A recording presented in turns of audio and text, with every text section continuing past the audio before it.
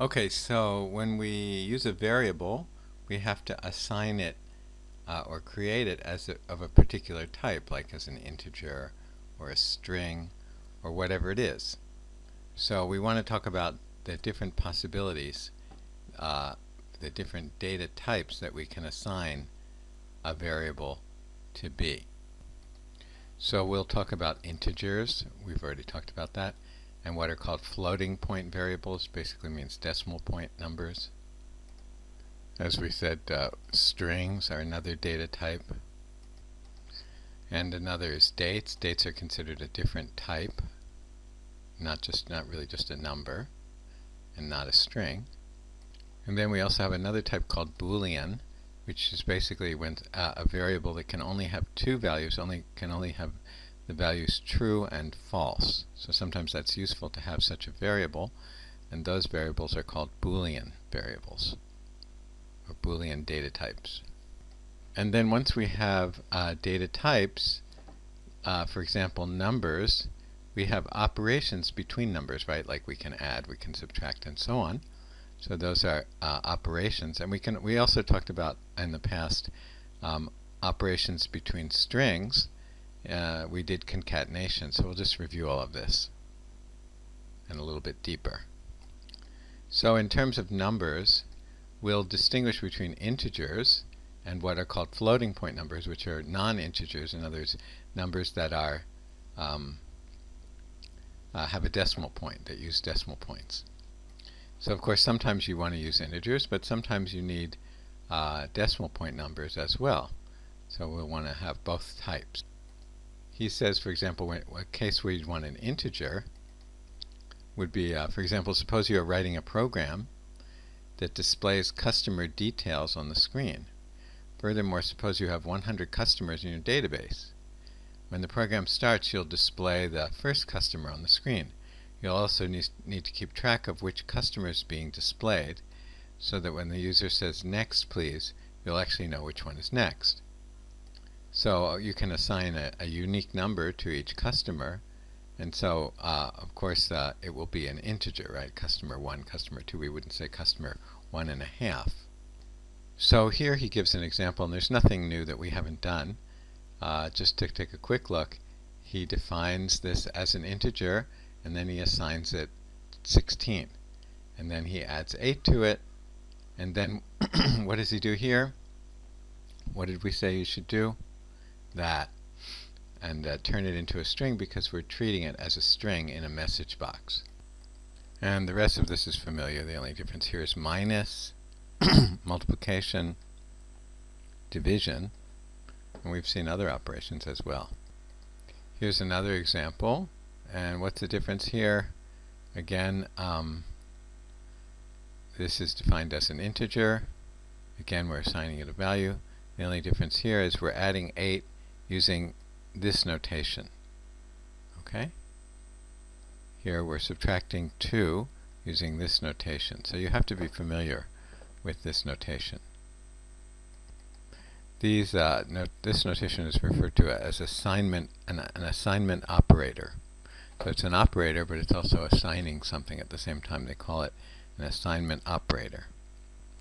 Okay, now suppose that we do have an integer and we assign it the number 6. And then we do something like this. The integer is 6, in other words, times this number. Question is, what will we get? Probably not what you want to get. And actually what you will get, if you actually try this, you should try it. You should definitely try it. In fact, stop the video and set this up. So declare int as an integer, set it equal to 6, multiply it times this, and then post the answer maybe using message box. Okay, so try that now before we continue.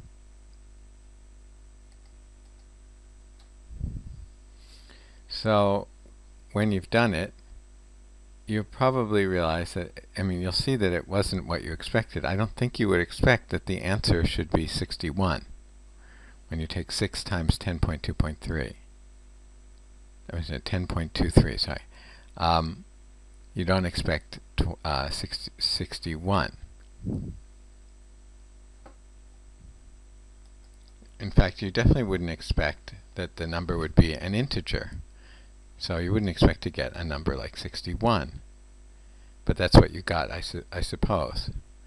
Okay, so why is that? Because what type was this?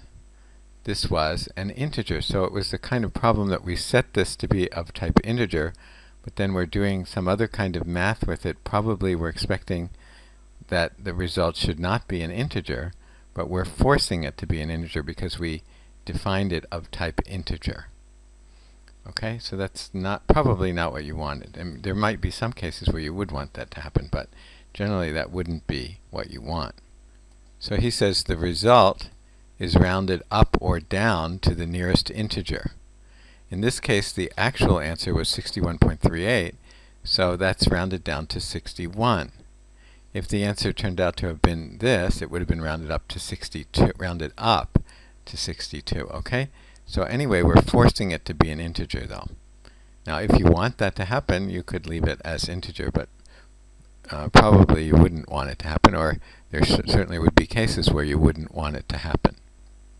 Now there's an option that you can set in Visual Studio called Option Strict, and if you set that to on, then even if you tried to do this, you'd get an error in the IDE, and the program wouldn't even compile. You would just get an error. So you couldn't even test the program, because it wouldn't even compile. You couldn't even, if you press the green arrow button, you just get an error. He says with the option strict setting set to off, the code would be allowed. And here's another example. If we set it equal to 12, and then we divide by 7, since we define this as an integer, the answer is going to be 2. Okay, which is probably, again, not what you want. So if that isn't what you want, then you have to define your variable not as an integer, and you'll want to define it as a floating point, or some kind of floating point.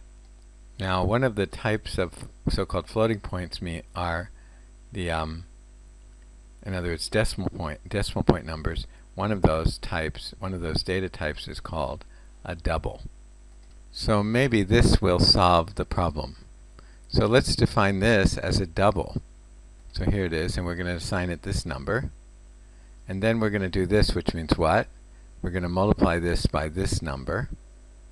Okay, now we don't expect this to be an integer, and when we run it, or when we put it in a message box, so we'll get the result. Double number will be the result, and we're going to use this toString method to make it text, and we'll see the result.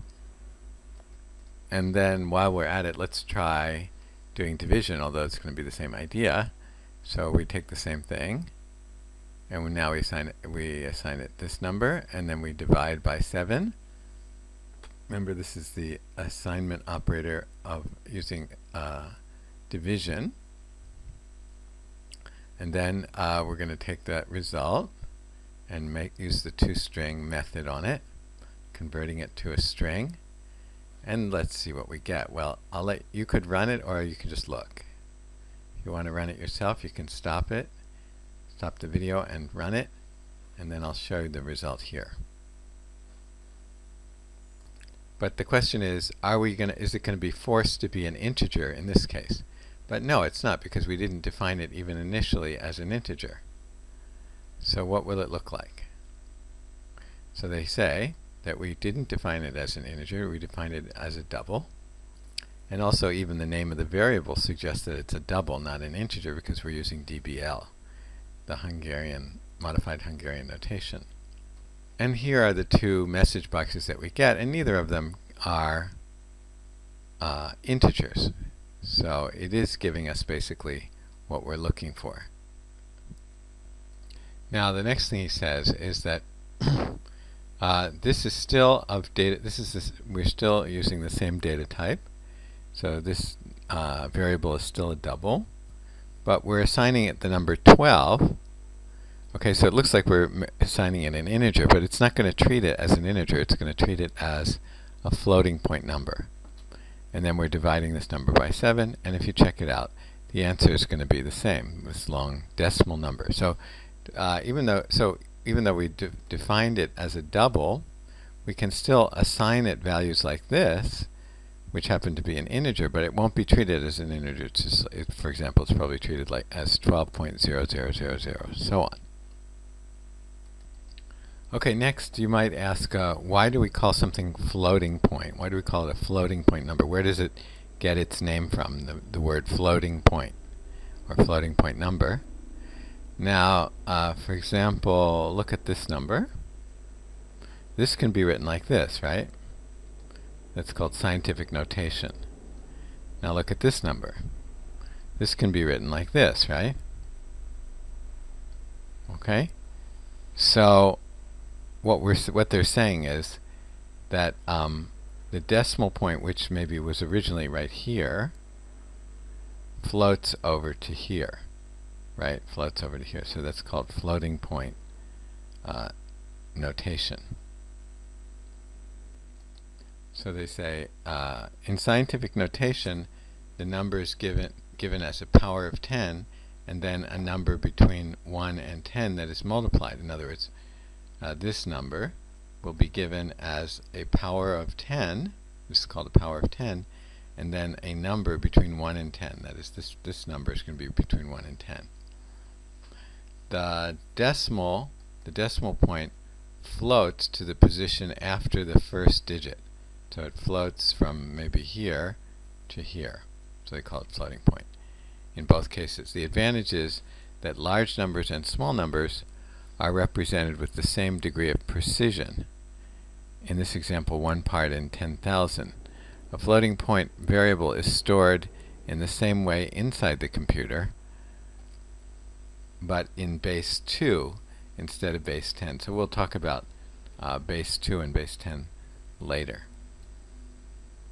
But for now, we have floating point numbers, and basically those are decimal numbers.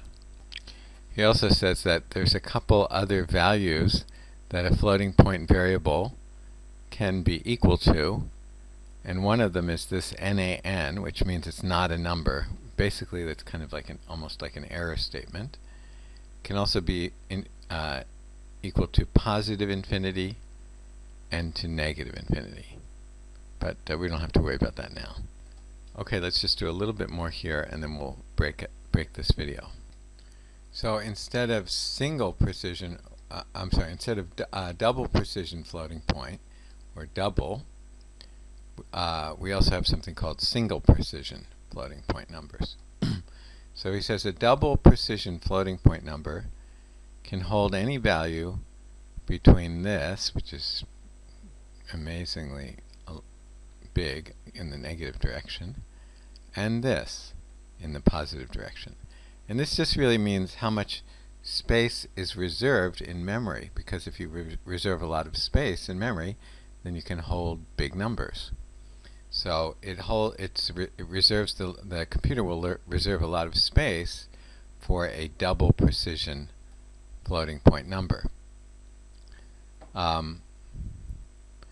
A single precision floating point number can hold only numbers from here to here. Now they say only, but those are big numbers.